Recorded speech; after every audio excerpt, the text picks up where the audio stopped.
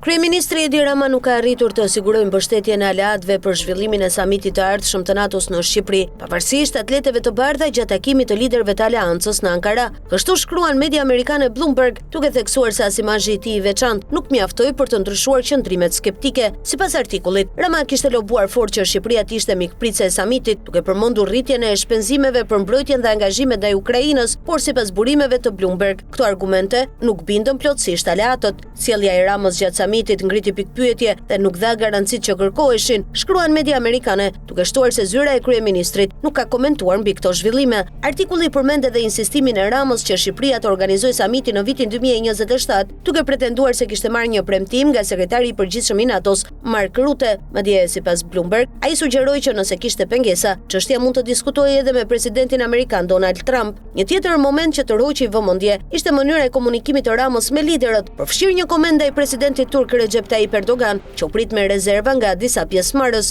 Në analizë theksohet edhe stili i tij i veçantë, ku atletët e bardha u bën pjesë e diskutimeve dhe simboli një qasjeje që nuk u mor seriozisht nga të gjithë. Sipas Bloomberg, kjo nuk ndihmoi në krijimin e besimit të nevojshëm për një vendim kaq të rëndësishëm. Megjithse Shqipëria ka përmbushur disa kritere, përfshirë nivelin minimal të shpenzimeve për mbrojtjen, skepticizmi mbetet. Një tregues i kësaj është fakti që në deklaratën përfundimtare të samitit nuk u përcaktua vendi i zhvillimit të takimit të ardhshëm. Në përfundim, Bloomberg sugjeron se pavarësisht përpjekjeve dhe stilit të tij të veçantë, Rama nuk arriti të bindë aleatët, duke lënë Shqipërinë jashtë një mundësie të rëndësishme diplomatike. Artikulli i plot i Bloomberg. Stili madhështor i Edi Ramës dështoi të siguronte përpjekjen e Shqipërisë për të drejtuar një samit të NATO-s vitin e ardhshëm, kur udhëheqësit e aleancës u takuan në Ankara. Në prag të bisedimeve të javës së kaluar, kryeministri shqiptar kishte bërë përpjekje të mëdha për siguruar që vendi i tij të priste udhëheqësit e aleancës vitin e ardhshëm. Ai kishte marrë hua në mënyrë që vendi i tij të përmbushte kërkesën minimale të NATO-s për shpenzuar 2% të prodhimit të brendshëm bruto për mbrojtjen dhe kishte premtuar të kontribuonte në programin PUR,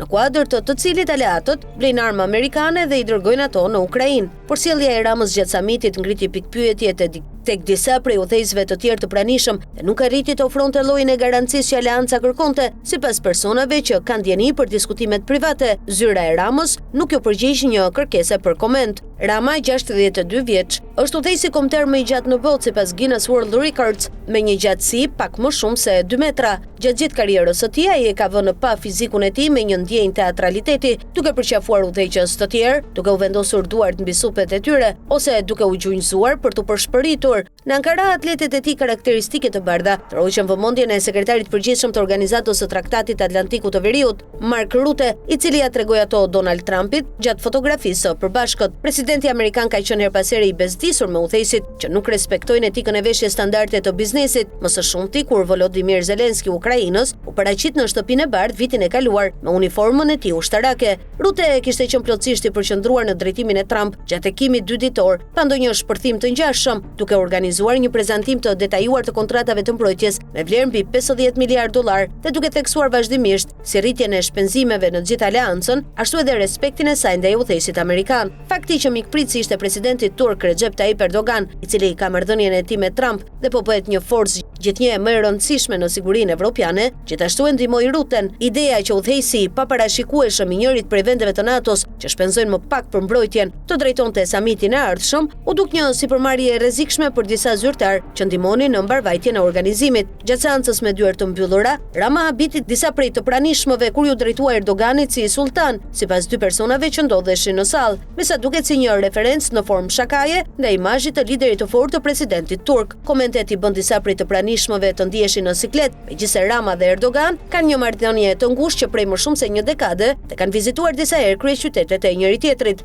Kryeministri shqiptar ishte gjithashtu çuditërisht i drejtpërdrejt në këmbguljen e tij për të organizuar samitin e ardhshëm të NATO-s në vitin 2027, than këta persona duke këmbgulur se Rutte ja kishte premtuar këtë dhe duke sugjeruar që ai të fliste me Trumpin nëse kishte ndonjë problem. Komunikata e samitit të NATO-s e vitit 2025 thoshte se Shqipëria do të organizonte një takim pas Turqisë, pa specifikuar se kur do të ndodhte kjo. Deklarata që pasoi mbledhjen e javës së kaluar nuk përmbante asnjë referencë se kur dhe ku do të mbahet samiti i ardhshëm. Sipas një personi të njohur me çështjen, Shqipëria u ka premtuar për vitesh aleatëve të NATO-s se do të rriste shpenzimet për mbrojtjen për të përmbushur angazhimet e saj. Me Rutten të vendosur për t'i treguar Trumpit se anëtarët evropian po marrin më shumë përgjegjësi për sigurinë e tyre, Shqipëria është vënë në një vëzhgim më të madh dhe po kërkonte mënyra për të rritur me shpejtësi shifrat urdhrat e saj përpara samitit. Huat e siguruara nga Shqipëria përpara samitit përfshin $302 milion nga Shtetet e Bashkuara për armë, një vendim i miratuar në një mbledhje ministrore më 19 qershor, i raportuar nga Agjencia Zyrtare Shtetërore e Lajmeve e Shqipërisë. Kjo i lejoi Shqipërisë të kalonte me vështirësi